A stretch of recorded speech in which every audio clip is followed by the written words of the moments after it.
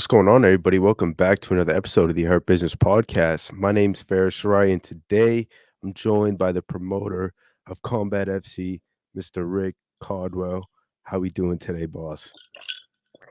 I'm doing very well. It's been a crazy, I don't know, 3, 4 days, but not any more crazy than normal for the fight business. It's like I usually joke with people on these because the last 2 weeks it's just bananas. Like things change daily, So I'll Yeah. have people ask me, like the guy who designs our posters today was saying, "Oh, can you send me the bout order?" And I'm like, "I could send it to you, but it's going to change tomorrow." It's we're just gonna have it's just in flux. It always is. The last 2 weeks are just nuts. Um, by about Tuesday of this week, it calms down and we're kind of locked in. Mm. We're still looking to. Actually, I was messaging someone on Facebook as we started here about a potential fight. So yeah, it's nuts. Things are always changing by the minute, and I think that's a great place to start because some news dropped this afternoon by Charlie Quinn, that the scheduled main event, Nate versus Don Shane, has fell through. What can you tell us about that? What happened to that main event?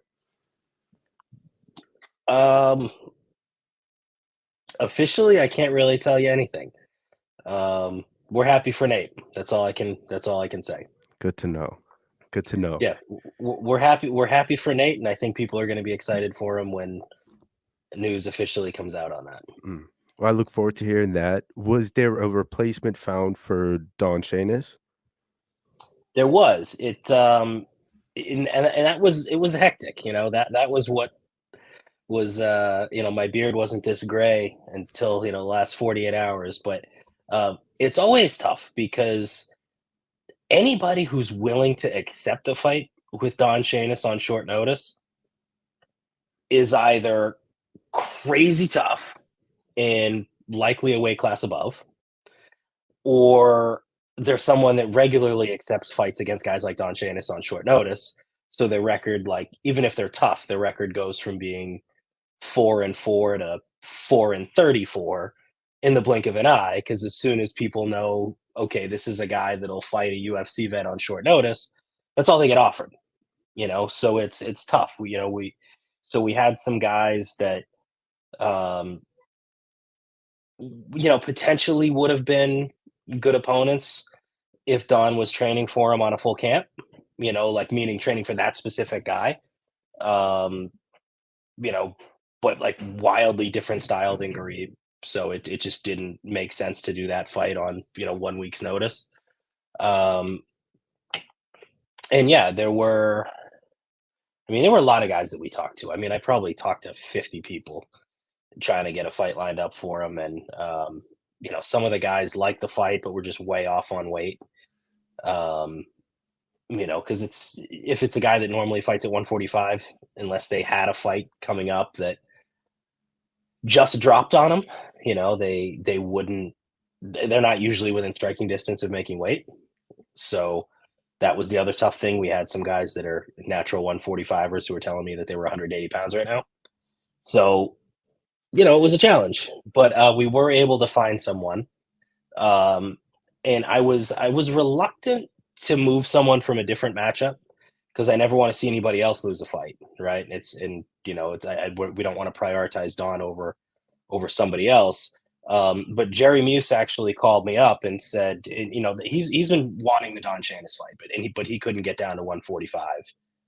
He was supposed to fight Damian Nelson at 150, and he had said, hey, if Damian wants to take that fight, I'm fine if you guys want to find me something else. Like I'll step aside. I'll let him take that fight.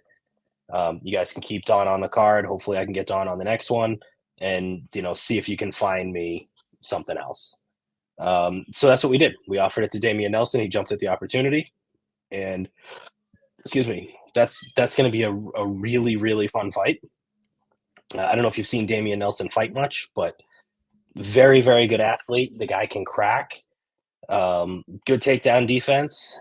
So it's definitely going to be one of those fights that Don's stand-up's pretty good too. It's not like he's terrible on his feet or anything, but Damian's going to have some advantages in the stand up. He's gonna have more power. He's gonna be faster. And I think Don's gonna be trying to take him down and take him out. So very different fight than the Nate fight. So we'll see how that one plays out. But it should be a lot of fun. No title on the line there anymore, I'm assuming. No, nope. And bout order wise, did Dawn just move down right below the other two scheduled title fights on the card? Correct. Yep. So Yeah, and we actually had an interesting thing with the title fights too, because we had teammates fighting in the title fights. So Jan Oliveira and Mateo Silva are teammates. So it was actually the way that it was going to be on fight night anyway was Oliveira and Zebian were going to be last. So it like all three of them could be main events, right? If we had one title fight on the show, well, like these guys have all headlined fights before. So technically it was going to be in the co-main slot based on us not wanting to have the teammates back to back and things like that. And so yeah, it just slides down like two fights, like the Duma fight moves up and they move down. and As now of today, that could change tomorrow though. That's You know what I right. mean? Like That's our right. bout order could go a little crazy on us, but That's as of right. right now, they're the featured bout of the night right before the title fights. You did mention that at the top there. Is that the most frustrating thing as a promoter, just having the constant changes, and any given moment your main event can fall out for another opportunity or an injury or this or that? No, the frustrating thing is the paperwork, because every fighter has to get in all their paperwork. And for some reason, 90% of them don't have a clue what medicals they have that are up to date and which ones are expired. And they don't just have a folder on their laptop computer where they can go check it. So, that gets to be a little frustrating. And they're like, well, I fought for you before. Don't you still have my medicals? Like, no, I don't save your medicals. Like, you're an adult. Save your own fucking medicals. So that's the thing that's the frustrating thing is, guys are then trying to get copies of their medicals. They're calling their doctor. And it's like, why didn't you just save it? Like, what are we doing here? You have one fighter to worry about. I've got 40 every show. So that gets to be tough, getting in all the paperwork and also we tend to lose fights as I start asking for the paperwork because there will be fighters that they'll be dealing with some injuries and kind of hoping it gets better um and then so they won't want to pull out yet, but then as I start asking for paperwork and it's like, all right, well, I don't want to have to go spend money on medicals if I'm maybe going to have to pull out, right? So, I start to lose fights every show as I start to ask for medicals and guys don't have them done and then it's I'm dealing with a back injury. Um so I mean that's definitely the toughest part. As fights shift around, um it can be stressful if we're trying to replace the fight. Like if something happens and the guys just don't want to fight, like if when I called Don up and he said, you know what, I was really looking forward to the Garib fight. I'm not at a place in my career where I want to take a risk on a short notice opponent, so I'd rather just not fight. I would have been completely cool with that, and there would have been zero stress. And don't get me wrong, I want to have Don on the card. I'm glad he's on the card. But if that fight, if they both are like, okay, it's not going to work out on this one, well, now I don't have to go find a replacement. Like that gets to be the stressful part because then I have to, like when things are up in the air and I'm trying to figure, I'm getting messages from his coach, I'm getting messages from 12 other guys that I'm talking to and trying to negotiate new purses and it's trying to negotiate weights and like just trying to put that last minute fight together. That's tough. So I don't stress out when something falls off because even without, so I'm currently trying to fill a fight for Jerry Muse, but even without that fight, we're at 17. We have 17 fights. We have a really good fight pass card. We have some other really good prospects on the card. So the card's going to be just fine, right? Like we're going to have a great night. And it's only stressful. And I mean this about just any fight. Like if any one fight fell through and the opponent didn't want a short notice opponent right now, like it sucks to lose a fight, but it doesn't cause stress because there's no action for me to take.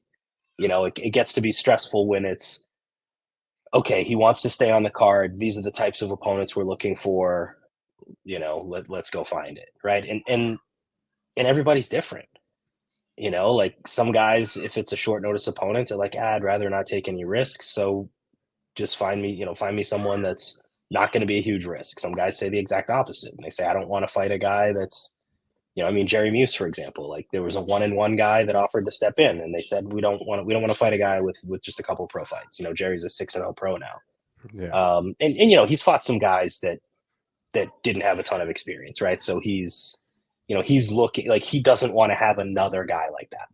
He doesn't want to have another guy that's 1-1 or a guy with a losing record. So he was like, hey, can you, like ideally find me someone that's similar to Damien or at least similar records. So, they're all looking for different things and it gets to be tough when I have to go try to find it, but that's what we do, right? That's my job. So, yeah, and just trying to get it done in some sort of time, but meet some sort of timeline, right? Because we got to get our final, like we print out like a poster, like I'm sure you've seen the posters with like every matchup, right, in the bout order. We have to get that to the printer like Tuesday morning. So our poster guy has to be done Monday night. In order for him to be done Monday night, I had to give him the bout order like today. So that stuff gets to be stressful. And also we got to get the paperwork to the commission. So any fight that we're going to change, it's not like we can easily change a fight right up until weigh-in day. We got to make those decisions right now. And then if something, God forbid, does happen, then you just have to completely scratch a whole fight if one side's done.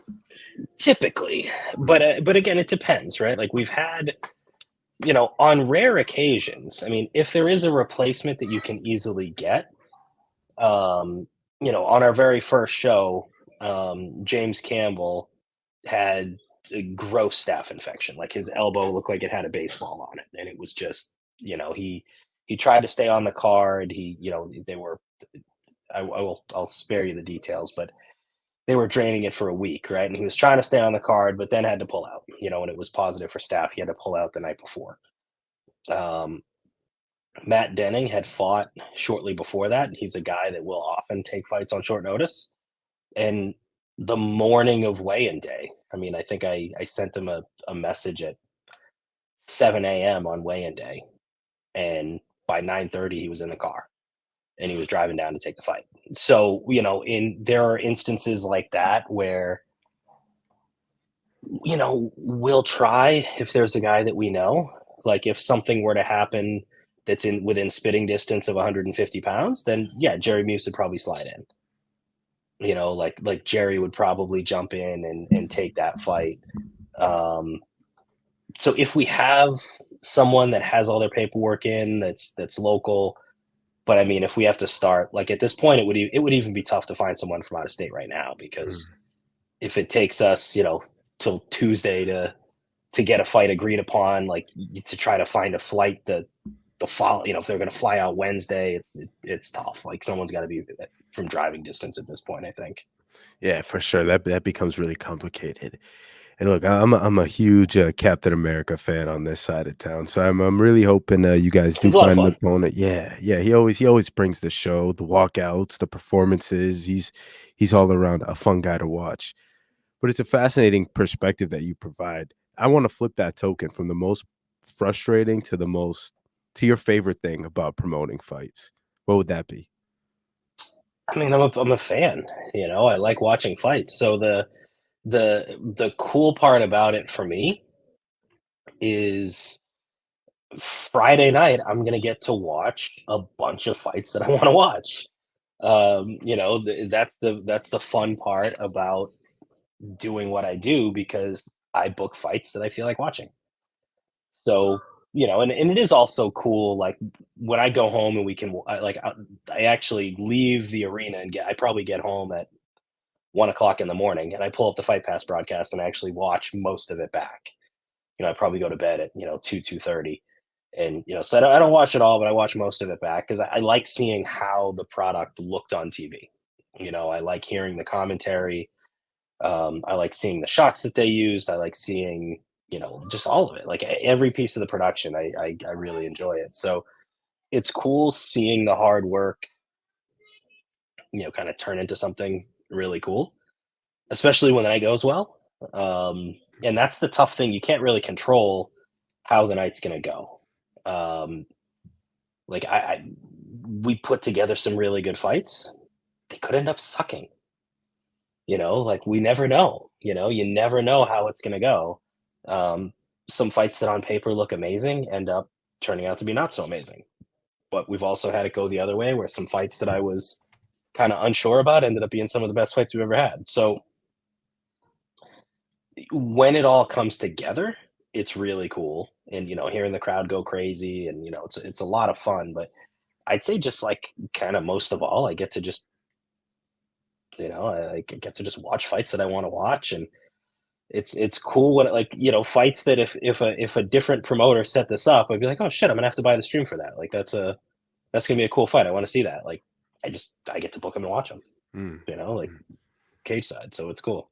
You're a fan of It's the game, definitely just like the rest of us. right, Yeah. exactly. Like how cool would it be? Like right now, if you could pick one fight in New England, right? Like what's a fight you want to see? If you could book any fight you want, Ooh, ooh. doesn't even have to be the best one. Just name any fight you want to see. I would have to bring back the party, Joe Penafil. I'd have to bring him back to New England. And there's so many 35ers in this region that'd be so fun to watch them fight. I mean, the Joe Duma too. They fought once before last year in Plymouth. If they were to run it back, that'd be a banger. I would love to see that again. You put me on the spot there. There's so many. There's so many. Well, so even still, so you just said that, right? So imagine that after this fight, imagine if after February 9th, on the next one, I'd be like, I'd love to see that fight. And then I just fucking book it. And Mm, then the fight happens, right? Like that's the fun part about it. And not to say that I'm gonna go after that exact fight, but like it's cool when I come out of these shows and I say, it would be really fun to see this rematch, or it would be really fun to see, you know, this fighter versus that fighter. And then we make some calls and then it happens. Like, I mean, granted, we're not going to get to see it now, but with the Garib and Sheamus fight, mm. like, just thinking, that's a really cool fight. I'd like to watch it. And messaging both guys and then having it set up. And like, that's really fun for me. It's cool that that we like the fans are going to like it. It's going to sell some tickets. It's going to be great for TV, but also like, I get to see it, Mm. So like that's the most fun part for me is booking fights that I personally want to watch. You talk about being you can't control what goes on in the arena. What sort of atmosphere do you want to be able to control and create as a promoter? What kind of show do you want to give fans? I want it to be something that they want to come back to. I want it to be something I want them to leave and think that that was a good time. So so then I sit there and I think, okay, what makes it a good time for me? Um, I never liked, as a fight fan, I never liked the extracurricular stuff. Like I was never like when people are out there with t-shirt cannons, I hated it. Like I always did. Like as a fan, I was just like, get these fucking guys out of here and just get another fight going. Like I like it when the fights happen relatively quick because I'm there to see fights. Um, so I'm not a big fan of like. And again, I don't want to say that like I don't want to like pick on anything specifically, but like when there's I don't know, a karate demo or something. Like if someone's like breaking boards or if there's a I don't know, like a show years ago had people dancing, like I'm just not into it. Like I don't want intermission entertainment. I just don't want an intermission. Let's just skip the intermission, get and keep right on going. And um, so I mean I've always liked I'm a huge fan of the UFC, so I've always liked the way that they do it. I've liked the lighting, the screens, the sound, having a packed arena, just being able to feel that energy. And I feel like if you break up that action too much, then you kind of lose some of the energy in the building. So we try to keep it, you know, we try to keep it moving. Like once one fight ends, we try to bring the next fight down. And And that's what Fight Pass wants to. When we're on Fight Pass, the pacing is pretty quick because they don't want all the extra stuff. Like we're not going to stop for random interviews, unless like if some huge superstar happened to be in the building, like yeah, we do a minute or two with that guy, but for the most part, we're trying to just keep the show moving. Because again, as a fight fan, that's what I like to see. Um, but yeah, I think the having a big crowd does. I mentioned this on another podcast that I was on. Like, if you see the same exact fights and there's nobody there and nobody's cheering, it's not the same as if the place is packed and the crowd's going crazy. Mm. So, we like to we like to put on bigger shows. Like we could probably, if I was a little more, you know, frugal about certain things and booked some more amateurs and did some other things, like we could probably be more profitable than we are. But I would rather spend a little bit more money, have the place packed. Um, so yeah, I don't know, just I'm kind of rambling on here, but you get the idea. I want to have the place pretty packed. I want to have the sound machine, all the sound going. I want to have the lights. Um, and yeah, just and hope that the fights deliver, and that's completely out of our control. That's the crazy thing is like I've seen some fights that on paper I had no idea what to expect, and then they end up being great fights with big finishes and the crowd's going nuts and someone's sitting on the cage and like that's the stuff that people go crazy for. Like that's what they may not even remember the action. Like they may not remember the exact fight itself, but if the crowd's going nuts and there's a dude on the cage flexing and someone does a backflip off the cage or something, like that's what I'll get. Like I have family members that'll go that aren't like they're like UFC fans, but they don't know a single person on this card. They're just going because they've been before, they know it's fun. There's going to be some fist fights. The thing that they'll text me the next day is like that fight where the guy did the backflip was really cool, or like that guy who had the black and gold shirts was fucking awesome, right? So and that'll be what they remember. Like if Jan Oliveira's got 250 people there and they're going crazy, and his fight's great, like they'll remember stuff like that. So For sure. so it's like I like those moments are cool. Like it's not even necessarily the like having a back and forth war. Like if you get lucky and have a fight like Penafiel and Duma, like yeah, that's awesome. Like that's the dream. Like you want to have a fight that looks as good as that, and where two high level guys are going at each other, like in your main event. Like that would be awesome. But um, as long as there's some moments that people remember, that's definitely awesome. It adds to the show Absolutely. for sure. I'll tell you what, one of the biggest holy shit moments of 2023 in terms of local New England MMA was John Duma's title fight last year against the Gorilla Jake. It was just unbelievable. I wasn't in the house that night, but I remember seeing it on social, seeing the knockout, and just being in shocked. And I can't imagine just being there. So from an outside perspective, what was that moment like being in the house? It was nuts, man. Like it was like the fight itself. I mean, it just seemed like the whole thing was a sprint, and like Jake had him hurt early. He landed a back kick, then some punches, got a takedown. He's working from the top position, and you're like, as you're watching it, it's like, holy shit, like Pilla's the fucking guy, man.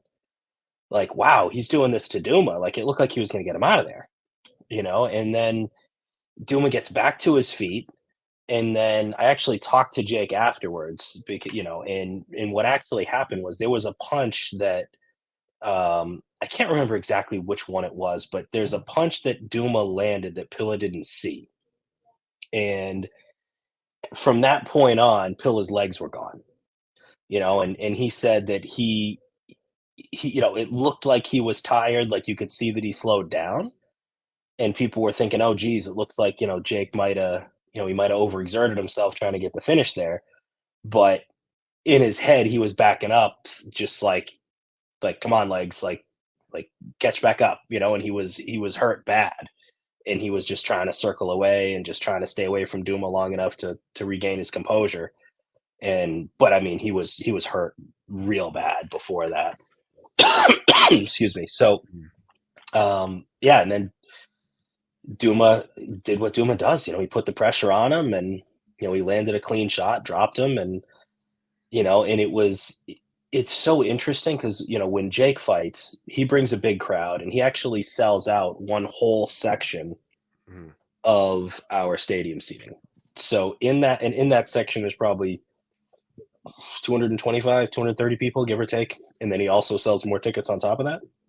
It's like the whole side of the arena Oh, will be going crazy when he walks out. They'll be going crazy when he wins, and but usually when he wins and the crowd's going crazy, the whole place is going crazy. But in that fight, we had basically the other half of the arena who were just, fight fans in general, who weren't necessarily there to see Pilla or Duma. Like half the arena was going crazy and the other half was just in shock. So it was nuts, like it was a great fight. yeah. And that's really like my definition of a good fight is some back and forth action with some sort of finish.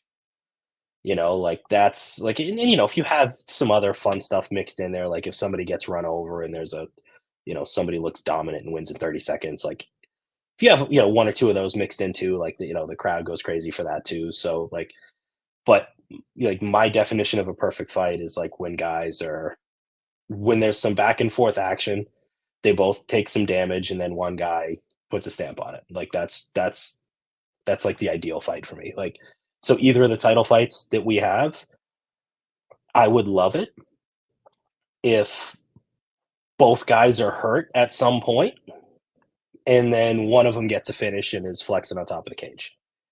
Like, and it doesn't have to be, it doesn't have to be a 5-round war. Like if this fight ends the middle of the second round, great. Like regardless of which fighter wins, if both guys have their moments and then we get a finish, that's amazing. It's perfect. Moments like that are most memorable because again, like that Duma gorilla fight last year is one that stands out from the whole year in all of New England. So credit to your guys in the show. You put on Duma's back this weekend, Yeah. defending his title against Mateus Silva. I'm I'm That I'm kid can I'm crack. yeah, I'm pumped to see Duma back in there. What can you tell me about the matchup and your excitement level for Duma? Super excited because he's never been in a boring fight. I don't know if it's possible for him to be in a boring fight.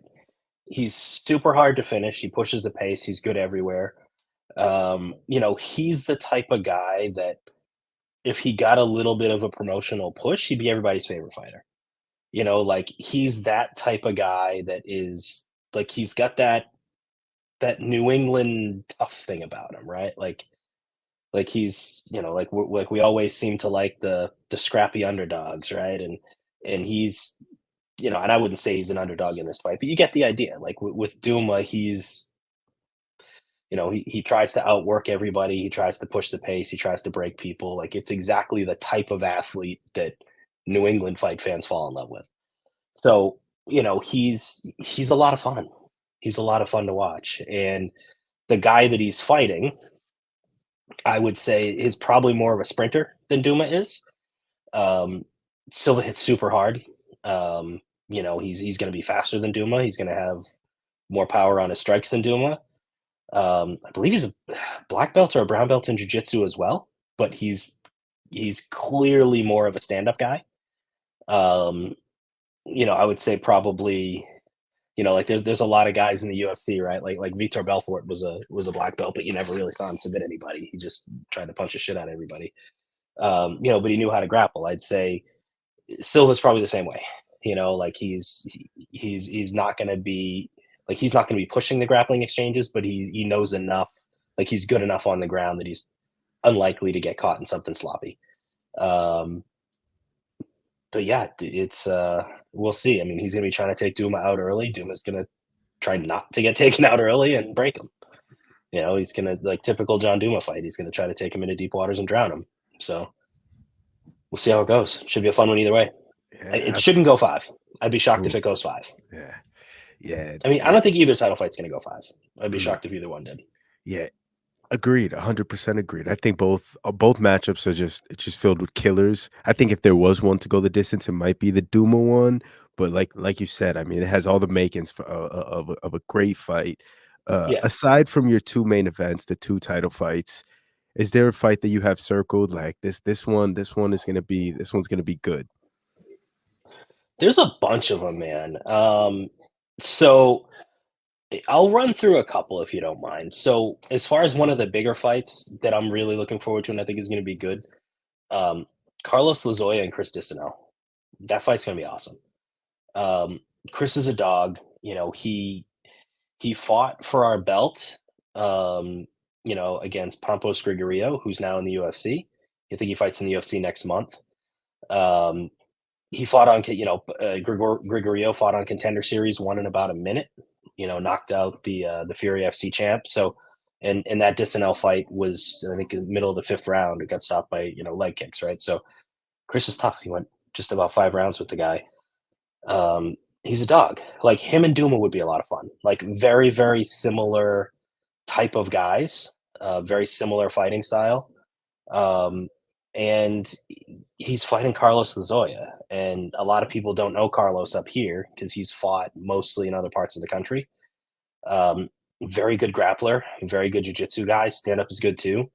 Um, you know, he's going to be looking to finish Chris. You know, I think he's, you know, in that fight, like you know, again, it could go either way, but I would say you know, he's probably the better grappler. I'd say he's the better submission guy. Like if this fight ends via submission, it's going to be Lazoya that wins it. Um, you know, if it turns into a war, you know, with a lot of it on the feet, then the advantage there would be to Chris. But you know, they're both dogs. They're both going to go at each other. They're going to go at each other hard, and it's going to be a lot of fun, regardless of the outcome. Um, so that one should be a lot of fun. Another one that I really like. Um, Sam Watford's fighting Kyle Hill. Kyle's Mm, undefeated. You know, he was undefeated amateur. He's 1-0 pro. He had that sick knockout in his pro debut.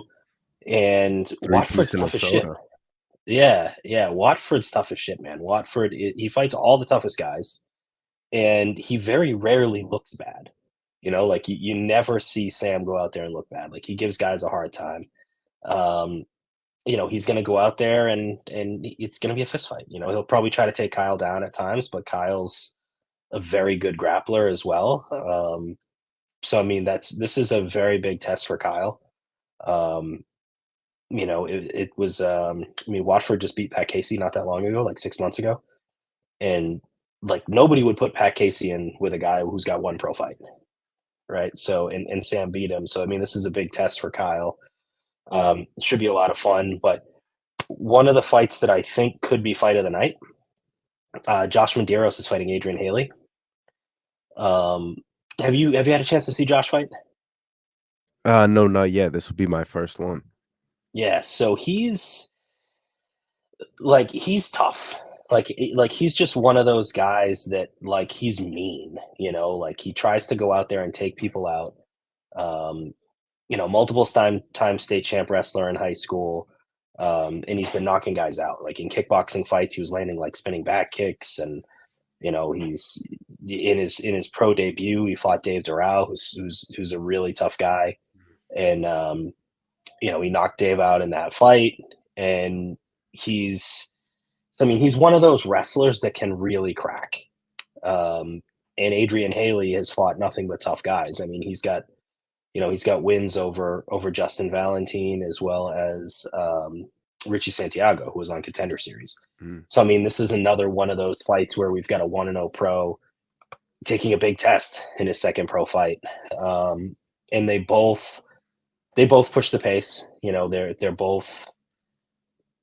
I wouldn't say reckless because they're both you know, pretty technical, but they're both going out there kind of throwing caution to the wind at times and trying to take the other guy out. So that's going to be great. Jay Bakanowski and Anthony Pike's going to be fun. They both were Division One wrestlers, and Pike was an All-American at Arizona State. Bakanowski wrestled for BU or BC, I can't remember which one, one of the two, but he usually uses his wrestling to keep it standing and bully people. So they're just going to throw punches until one of them falls down. So that's going to be a lot of fun. That's going to be a fun fight. We've got some amateur fights too that are going to be really cool. The whole night's going to be great.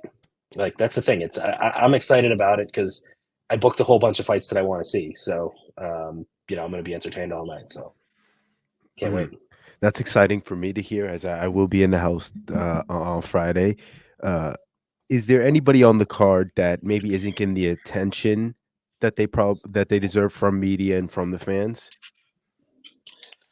Yeah, I mean, there's a few guys, right? I mean, there's as I look up and down the card, I mean, Duma's not getting a lot of attention, and that's always frustrating. He'll do some podcasts here and there, and he'll do some interviews, but he should be way more popular than he is.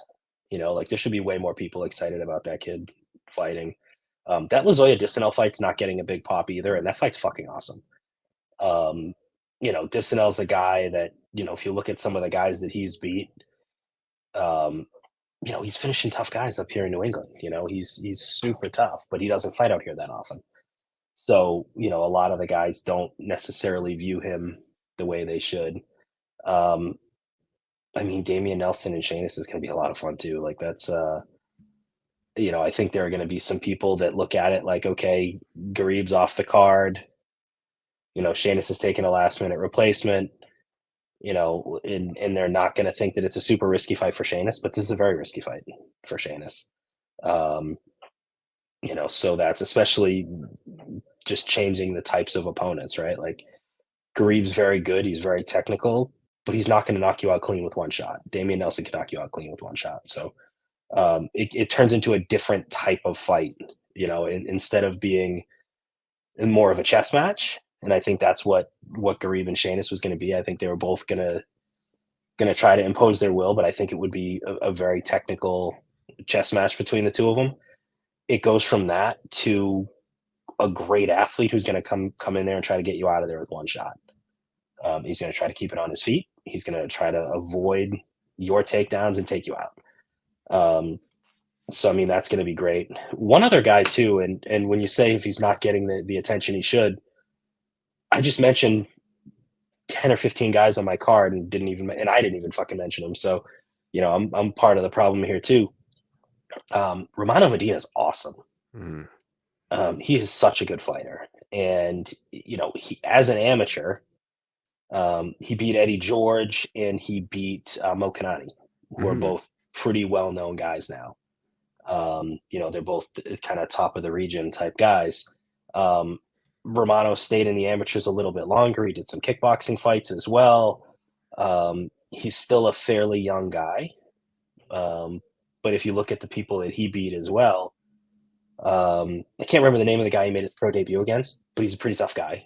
And Romano beat him. And then in his second fight, he fought Sam Watford and he submitted Sam, right? And Sam doesn't get submitted very often. So, Romano's very technical. Stand-up is very good. Grappling is very good.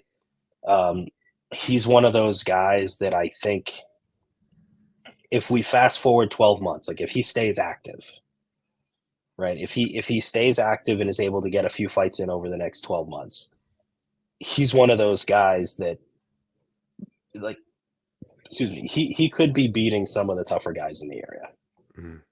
Like, he could be viewed as one of those guys that might go, 5-0, 6-0, get a shot on Contender Series. And he's fighting a tough guy. Patrick Benson is no easy out.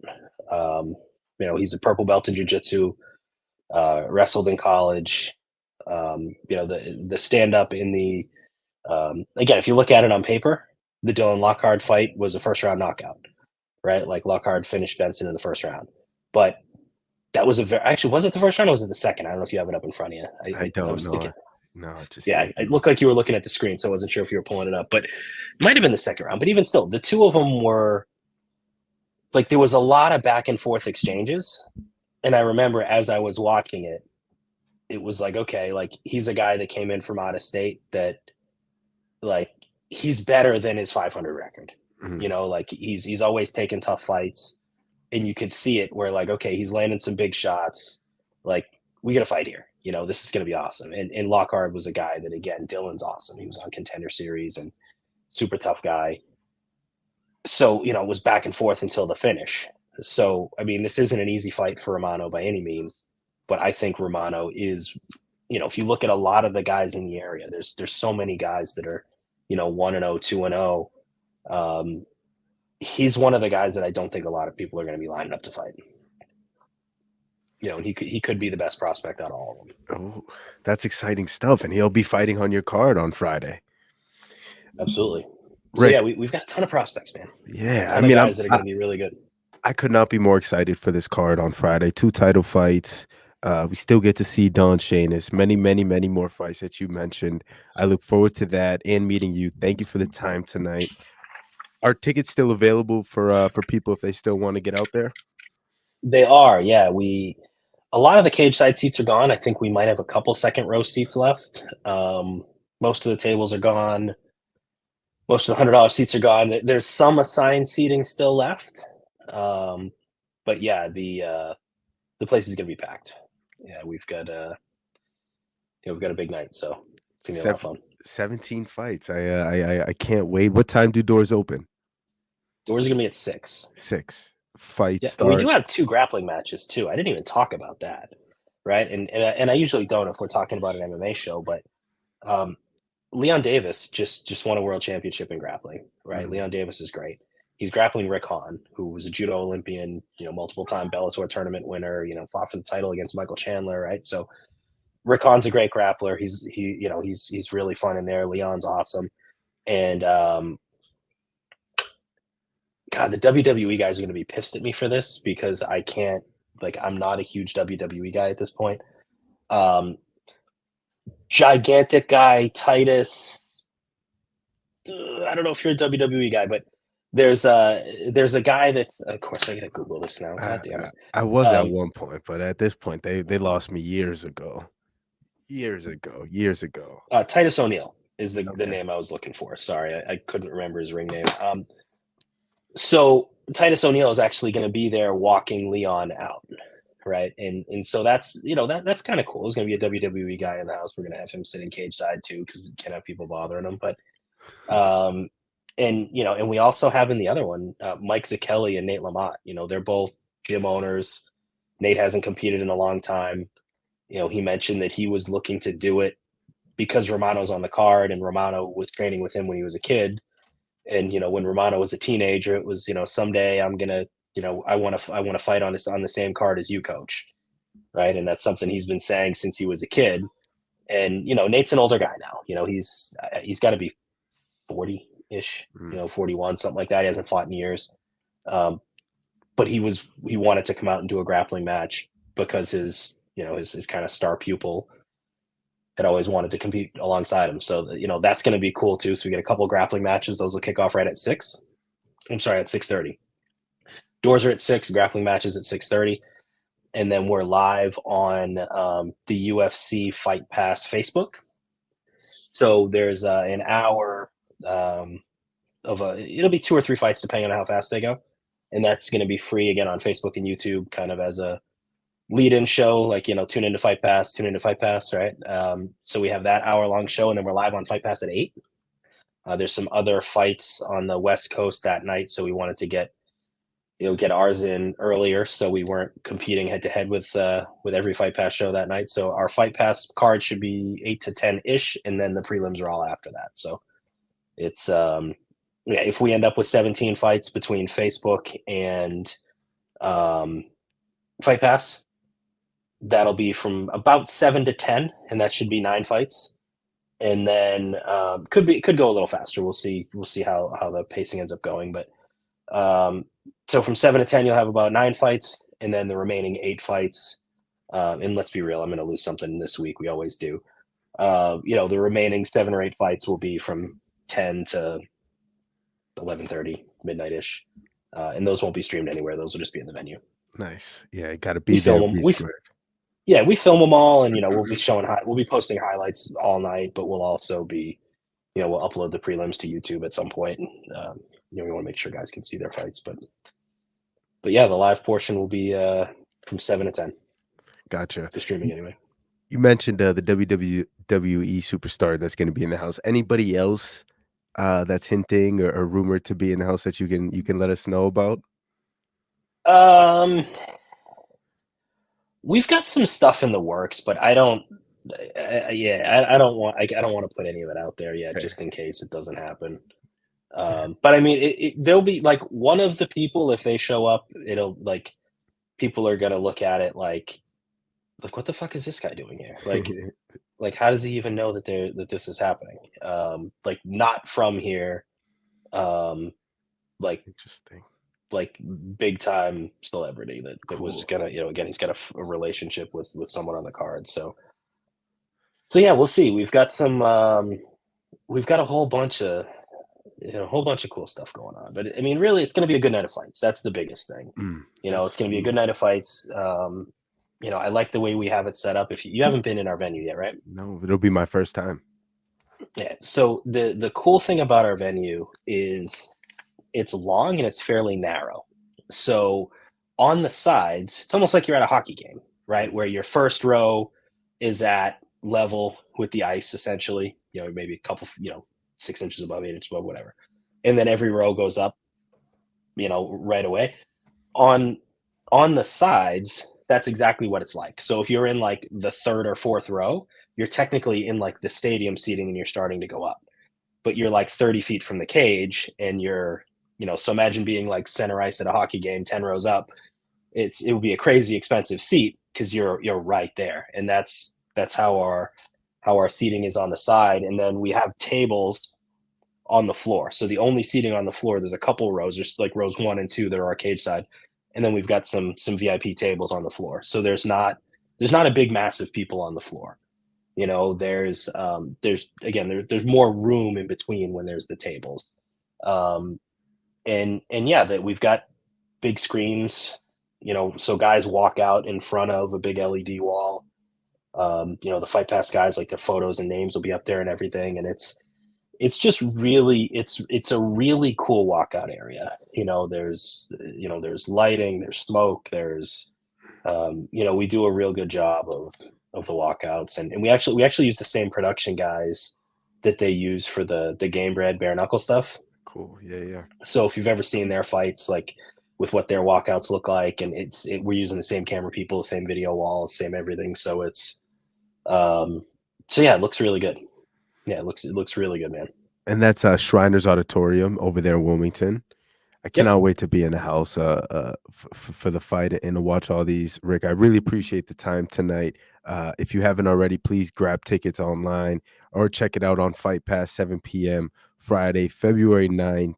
Again, Rick, thank you for the time tonight, and I'll see you on Friday. See you there.